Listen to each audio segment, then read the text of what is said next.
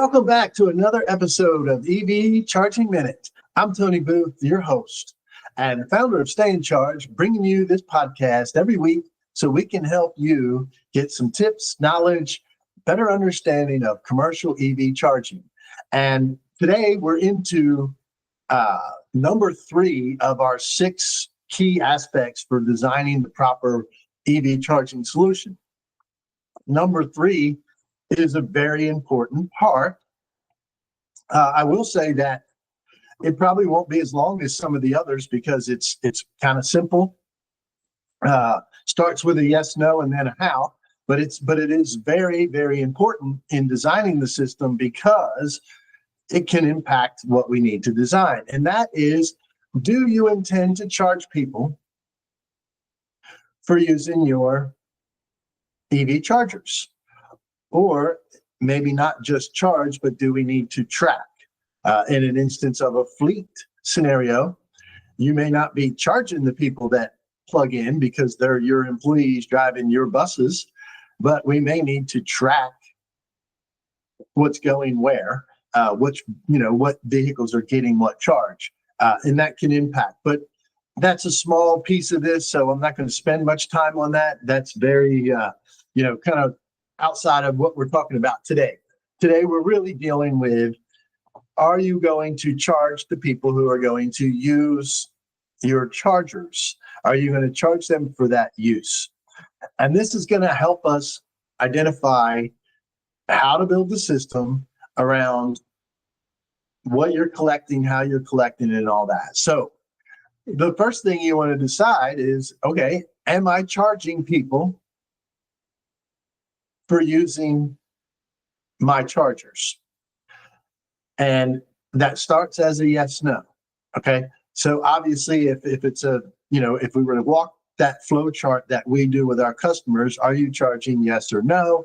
If the answer is no, we move to step 2 of that question in the flow chart. And that is, do you need to know who uses them and how much power and things like that? Do you need the data?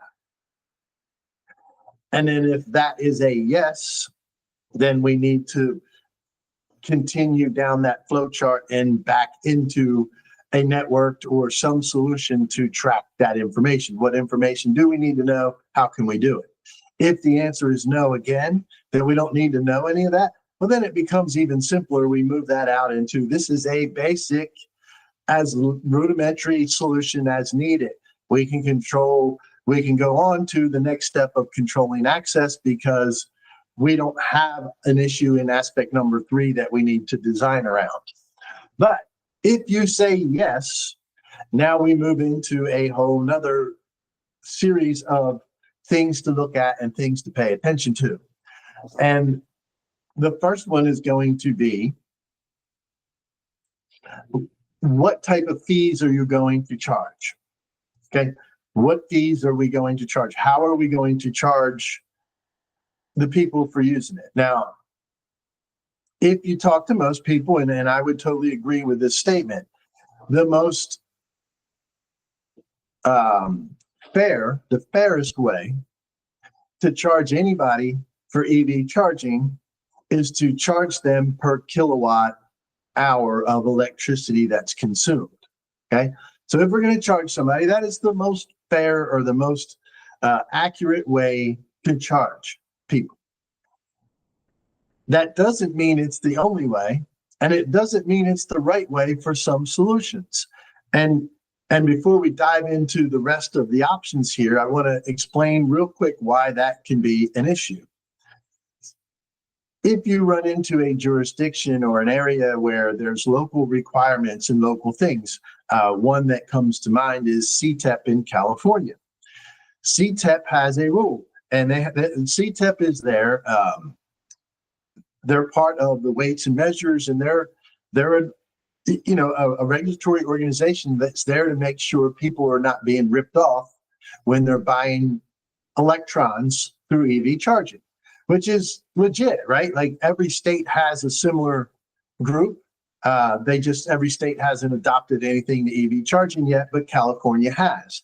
So just like a gas pump needs to have a stamp on it, needs to be certified that it's measuring the per gallons properly, your EV charger needs to have all that as well. So when you get into certain areas in California, your local county or your local jurisdiction is going to require that you have these inspections, that you have these special meters, and that your equipment is sealed and stamped, and it goes through an annual inspection. What does that mean? From the inspection standpoint, from all that, it's not super complicated, so don't get super worried about it. However, it does add cost. So there is some cost associated with this. You have some inspection fees, you have some registration fees. So when you add that into your charging solution, you might say, wait a minute, back up. Maybe I don't want to bill.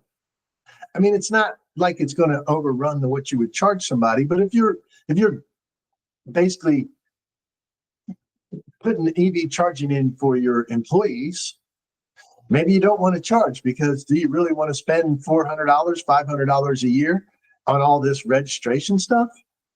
Because you want to charge them to recoup your power cost?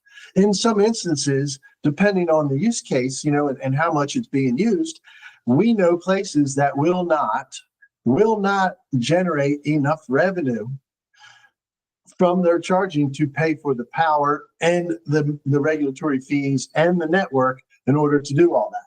Okay. So that's what you got to look at. There's added costs that go in. So in a scenario like that, you might just say that because CTEP allows, if you charge a flat fee, period, not time-based, not anything, just one flat fee to plug into that charger, then you're not bound by CTEP, because there is nothing to measure. They either plugged in or they didn't, and it's up to the driver how long they stay and if they get what they feel is adequate. So if you charge $10, it's up to the driver to decide that they got $10 of power from you. So anyway, that was a little side piece, but I wanted to give you an example of why this is so important. So we want to look at how will we charge them. So per kilowatt hour obviously is the best solution out there, but people also charge for time. There could be local regulations, state regulations that require you, that don't allow you to charge per kilowatt hour, or vice versa, don't allow you to charge for time. But you can charge for time, so you can charge for how long they're plugged up, so much per hour, so much per minute, however you want to do that. You can charge a flat access fee, as I mentioned. And with the right systems or whatever, you can do any combination of that. So our system can allow us to say, hey, we're going to charge you so much per kilowatt hour, plus we're going to charge you $1 per hour. Or maybe we're going to charge you $1 per hour for every hour over 4 hours. Or we're going to charge you a flat access fee of $2, and then we're going to charge you 50 cents per kilowatt hour. Whatever the numbers might be, we can combine all those things, and you may want to. There's reasons for some of that. One other thing to think about in this fee side is their time of use that you're going to be wanting to compensate for. Middle of the day, your power cost is really high. Do you want to be able to change those fees? So that's important to understand there. Next, into the fee side of things is, are there any penalty fees? Do you want to be able to charge penalty fees? Do you want to be able to charge them if they've finished charging and they have not unplugged their car yet? Because that's all part of how you make sure you get the right software, the right platform to manage your chargers. And then, do you want monthly fees? Is there a membership fee thing or something like that that goes along with all this? Okay, all this is important to understand so that you can make sure that you're getting the right features that you need. And then are there compliance fees? Do you need to put something on top of it? Do you need to collect additional monies to pay against, road taxes or things like that your state may have? So that's the first part of, are you charging, is how are you going to charge those fees? Then the second thing we look at is, how will you collect the money? How are we going to collect the money for this usage? And that will depend a lot on how you charge, right? Obviously. And I want a basic, flat out system. I could install a Wi-Fi electric meter in my electric room with an on-off switch, right? Wi-Fi on-off switch with a meter. And I can install a dumb charger in the parking lot. You could come into the office to see me, say, I want to use your charger. Okay, great. We charge 20 cents a kilowatt hour. I'll turn it on. I open up my Wi-Fi app. I turn the charger on, take a note of what the meter reading was. They come back in, calculate the meter reading, tell them you owe me $5.32, right? So that could be how simple it could be, right? Very simple, but it takes a lot of interaction. Right now we're ringing the things up and doing stuff like that. So we want to know, how are we going to do all that? Do we want it as a DC fast charger scenario where we don't want to be involved whatsoever? We want them to tap or swipe their card and plug in, because that's a scenario as well. But that comes with cost. Again, you have software, plus you have a POS system that you pay for. So each thing that you look at, there are costs, there are fees, there are maintenance issues, there are things that come along with all of it. So we want to know, how will we collect this money? One thing to think about is, can you bill it? Because sometimes billing people is way easier. Especially when it comes to the multifamily locations, we're finding that many people are wanting to go to the billing. It makes it real simple. It's for the residents. It's like their electric bill. They get it once a month. Here's the kilowatt hours you used last month charging your car. It's just another bill they pay. And they don't have to swipe a card every time. They don't have to load up their app with money all the time or anything like that. It makes it real simple, and you don't need as comprehensive of software to run a system like that. So when you're looking at that, you want to look at the main things we get involved in when it comes to how we're going to collect payment is, number one, how easy do we want it to be for that driver?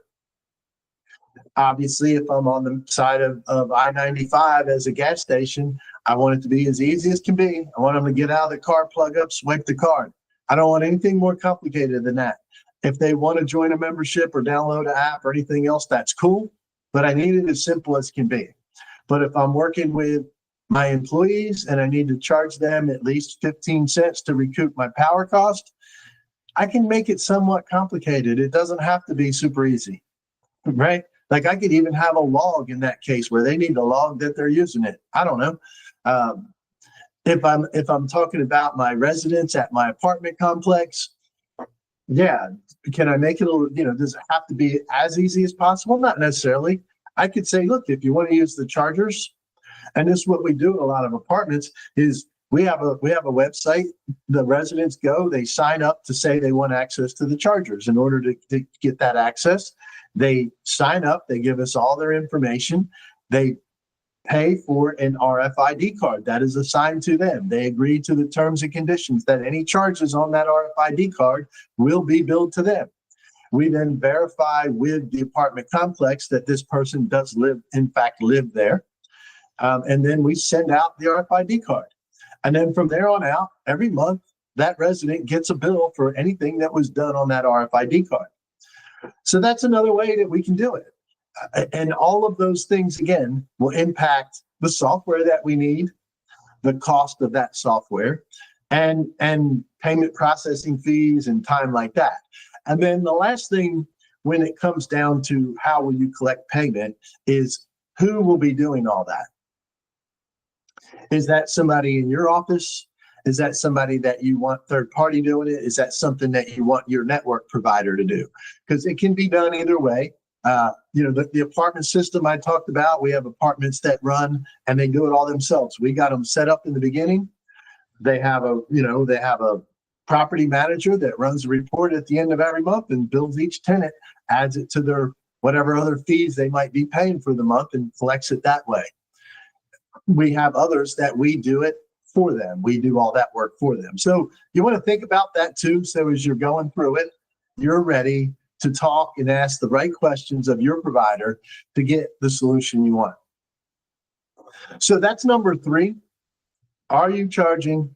And if so, how do you want to collect your money? All right. So that's it. for today. Be sure to come back next week. We'll get into number 4, which is talking about the access control and things like that.